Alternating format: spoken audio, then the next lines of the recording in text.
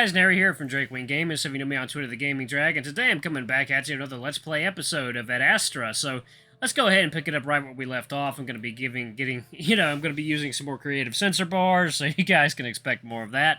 But yeah, anyway, guys, please sit back and enjoy for the next 18 minutes. Let me entertain you, and let's jump right in to the bath. Alright, alarm saying you're up, and let's go. Alright, well, there are rumors that the Kyllians are on the verge of it. It wouldn't surprise me. It's assumed that they already know how to use their own stretch drive. This talk about the stretch drive reminds me of something. So, when I was out serving Cassius, Amicus growls softly in his throat as I remind him, well, they were talking about stuff, about the stretch drive depletion, or whatever. Oh? Yeah, so apparently no one knows why your parents stopped talking to you guys, and Virginia was saying that you might never leave the star system again? Oh. I frown at him. Well, that was rather presumptuous of her. Is it true? Well, no. I mean, sure, it doesn't happen often, but they stopped immediately after Father's death. There was no explanation that our parent knew that there would be issues with the Emperorship. The stretch and contact with our parent will be reestablished once I become Emperor. I promise you that, Kyllian. Amicus says it with his usual confidence, but that doesn't settle the anxiety in my stomach. I sigh in frustration, closing my eyes. Why is everything so complicated with you? What do you mean? If you just tell me the actual truth about everything that's going on, I wouldn't feel like I'm being hit over the head with something new every other day. Kyllian, stop worrying. I know things seem unsure, but it's only because of the precarious position our empire is in right now. Once I become emperor, things will settle and we will figure out how to get you home. Amicus sets a paw on my shoulder and I turn to look at him, my expression probably still gloomy. I will get you home, Kyllian. That I promise. Even if the stretch drive isn't immediately restored, I will find a way. Even if it means making some sort of deal with another sibling, like the Kyllians. Amicus frowns at his last statement. Still, that does set me at ease, and I place a hand on his paw. Thanks, Amicus. Amicus's very serious mood dissipates and his ears come up as he smiles. So you're feeling relaxed again. That is why you're here. That is why we're here, you know. I smile. Yeah, I guess so. Good. We fall into a bit of silence then, and I lean my head back against the ledge of the pool, letting the warmth take over my body. It makes me feel heavy and tired, but good. My head slips off the ledge a few times as I doze off a bit, each time waking up before my head can go into the water. Amicus notices the third time this happens. Sleepy? A little. Lean against me so that you don't make the bottom of the pool your new bed. Huh. I hesitate. Don't worry, we already share the same bed. Amicus stretches an arm out over the ledge behind my head, not even looking at me as he does. I get the weird feeling that I'm in a movie theater and my date just tried to casually rest his arm on the back of my chair. But my head feels even heavier than the rest of my body, so I give in, letting it rest against Amicus's massive bicep and shoulder. I close my eyes, but then crack them open just a bit to look at Amicus. He seems to be trying to stifle a smile. We've had a few moments like these. At this point, I'm not sure if it's because he likes me or because he sees me as some sort of actual pet, like a cat curling up in your lap. I don't have much time to give it much thought, because I start to fall asleep again. I'm not sure how long I'm asleep, seconds or minutes, but that's when I hear the door open. It's not a loud sound, but Amicus jumps when it jumps, which makes me jump. We both look toward the door. Oh, Neferu stands there, his eyes on us, that same smile on his face. Oh, imagine running into you again today.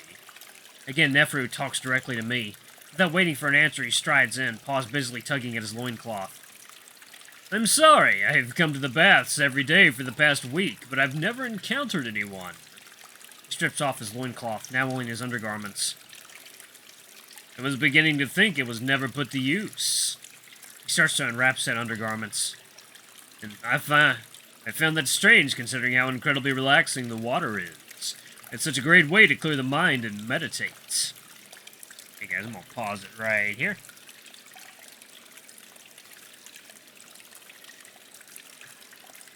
Right? He unwraps his underwear, the cloth tied in a way that looked much more complicated than my own. Oh, hello there.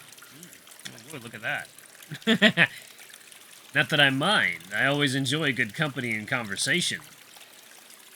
I've had just enough time to notice the anatomical differences between Amicus and Neferu before I look away, feeling awkward staring at someone I barely know in the nude. I'm not sure who he's talking to either, whether he's moved on from me to Amicus or if he's still exclusively zeroed in on me. Either way, Amicus answers while I stare at the steamy water. I see. I also enjoy the baths. It's just that we tend to be so busy these days. Oh, I imagine. Neferu's voice gets closer behind me as he speaks, his soft footsteps barely audible.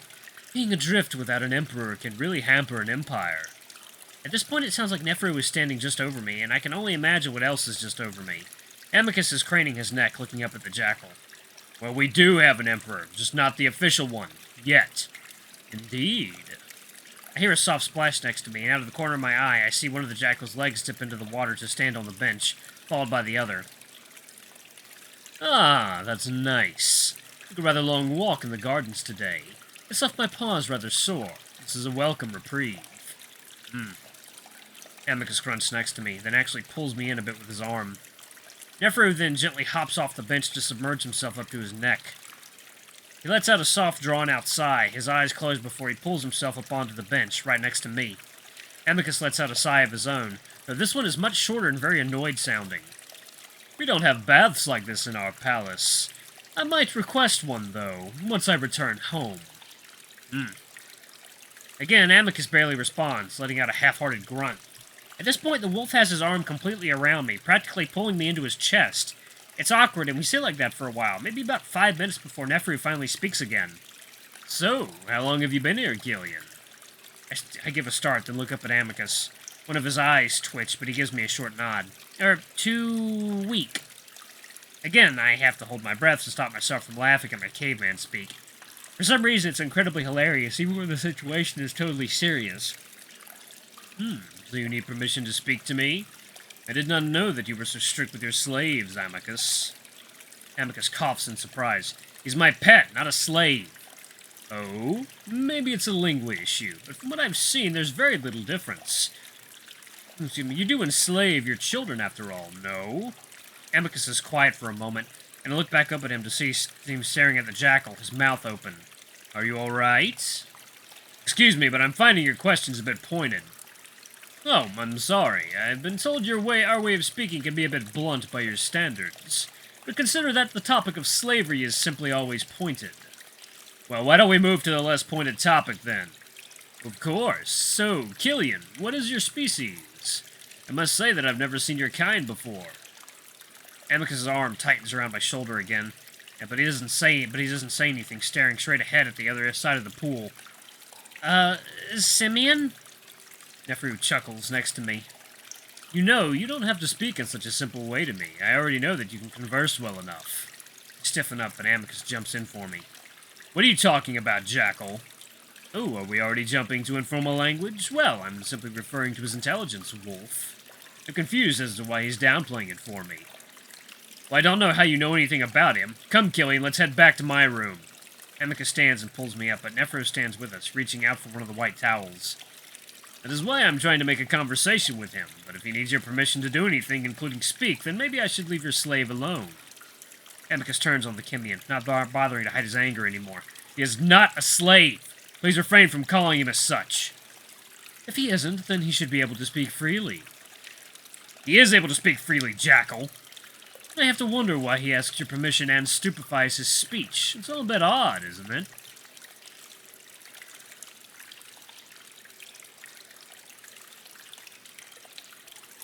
Again, I don't know how you know anything about him.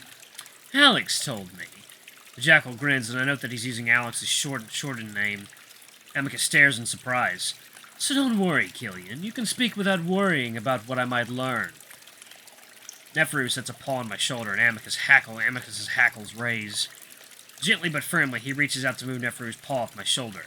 Please, do not touch my pet. Oh, so he needs permission to be touched as well?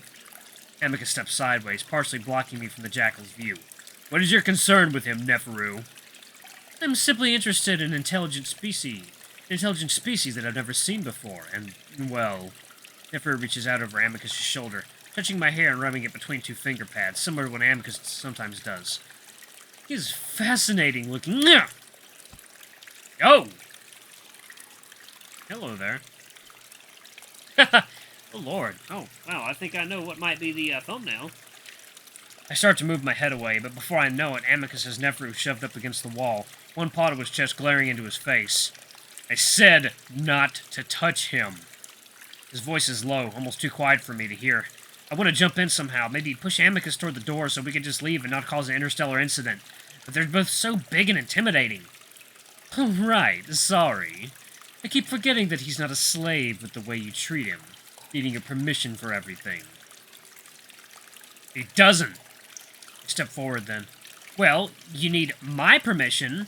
The statement just sort of slips out of my mouth, my irritation with the jackal growing along with Amicus's. Therefore his eyes widen for just a moment before a smile returns.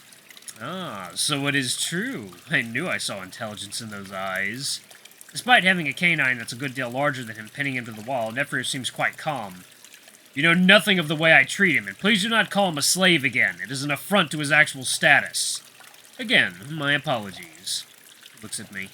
May I touch you in a friendly manner in the future? A paw on the shoulder, an embrace even. Kyllians are always physically intimate.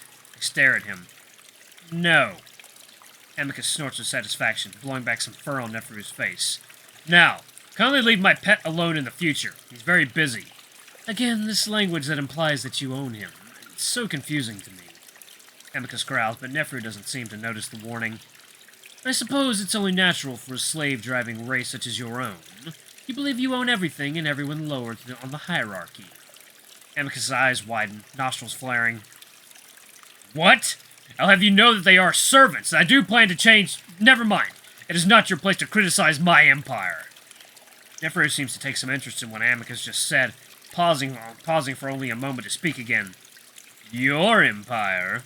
Didn't you say someone else was acting as the emperor? The empire belongs to all wolves, but I'll have you know that I will become the emperor, Jackal. And keeping that in mind, you should learn to hold your tongue if you want to establish an alliance. Ah, but does the empire belong to the servants that mine your galaxy's resources from across the dozens of planets in our galaxy? What is your issue with me? Are you this rude to everyone you meet? The Jackal is quiet, and Amicus just growls at him, waiting for an answer.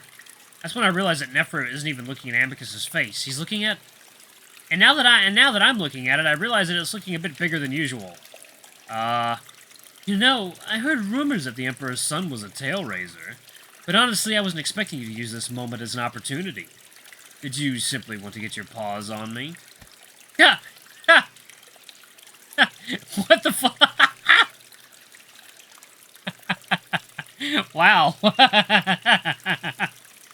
Wow. Okay, I wasn't expecting that. In one smooth, fluid motion, Neferu spins into Amicus, thumping his back into the other canine's front, making the big wolf grunt and put Aaron to the top of Neferu's head with an oof sound. Neferu leans against the wolf, holding onto his big paw while the other comes up to tease at Amicus's chin. Amicus looks surprised, but he doesn't do anything to push the jackal away.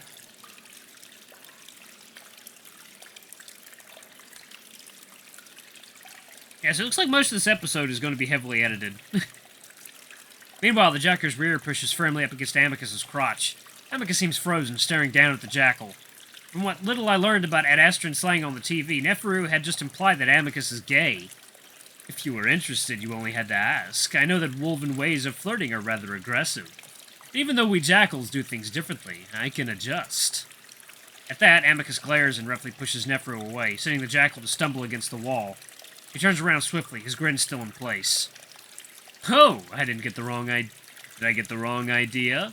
I just assumed after you groped my chest and became excited. Neferu gestures down at Amicus's crotch, the wolf's erect cock still waving around a bit after the jackal had spun away. Immediately, Amicus covers himself with his paws, glaring. I did not! And you were the one to touch my pet without his permission! Amicus looks around for his underwear, snatching it up and beginning to tie it on.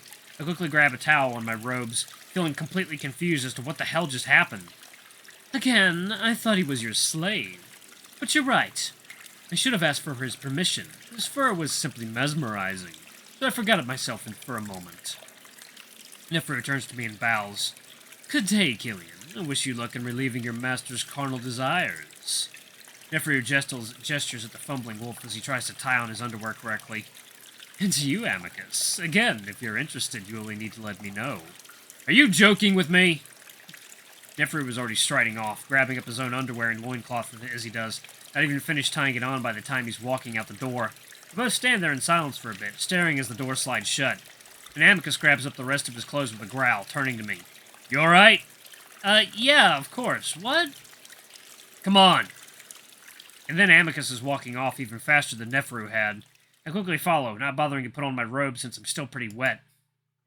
We walk down the hall, Amicus muttering under his breath the whole time. Unbelievable. Unbelievable! How would he have the nerve? Arrogant Kyllian ass! As we make our way toward Amicus's room, I go over what just happened in my head.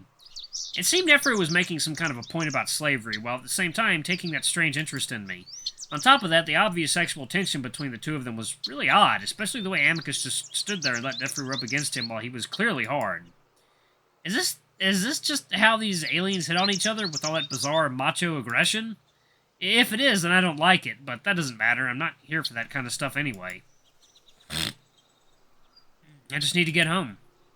But at the same time, there's a little spark of jealousy in my chest at the thought of Amicus being interested in Neferu. I don't know why, but the way he treated me at the pool almost seemed like flirting itself. And then to immediately have eyes for Neferu? As we walk into Amicus's room, I can't help myself. So, is that the woven way of flirting? I ask it casually, trying to act like I don't mind. What? Definitely not! That damn jackal was assuming quite a lot. I mean...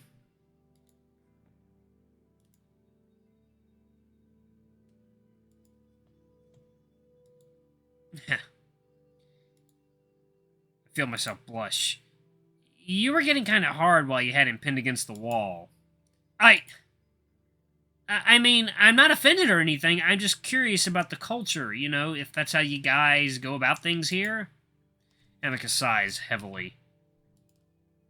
I suppose wolves have a reputation for being aggressive when it comes to courting a mate. But those days are long gone. The jackal was simply relying on dated stereotypes. Okay. I adjust my robe a bit, the cold air of the room seeping through my still wet underwear. Not to pry too much, but are you gay? Neferu seemed to imply that.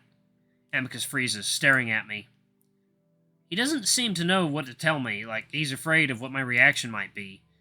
I remember then how stigmatized homosexuality is here. Homophobic slurs are used a lot in films I've seen, including Tailraiser and Cocklicker. It's weird because males seem to be pretty intimate with each other, kissing and holding paws being common between close friends. However, there are lines that aren't crossed, and actually being gay was looked down upon, which is what Neferu accused Amicus of being. I quickly tried to reassure him. You know, it's a fairly accepted thing on Earth now these days, and I have no issue with it if you are. If you are, you can tell me. Amicus goes on staring at me for a little while longer, then sighs. I have a preference for males. Yes. He winces right after saying that. Hey, it's fine. Like I said, it's pretty well accepted in a lot of places on Earth, but it explains why you were getting hard in front of Neferu. Listen, it wasn't that I was intending when I first grabbed him. I was trying to defend you. Ah, I see. Amicus blushes all over again. The wolf turns away and walks over to the sofa before slumping into it, leaning his face into a paw, looking frustrated. Alright guys, I'm gonna save it right there. Thank you all so much for watching. This has been a rather spicy episode of Adastra.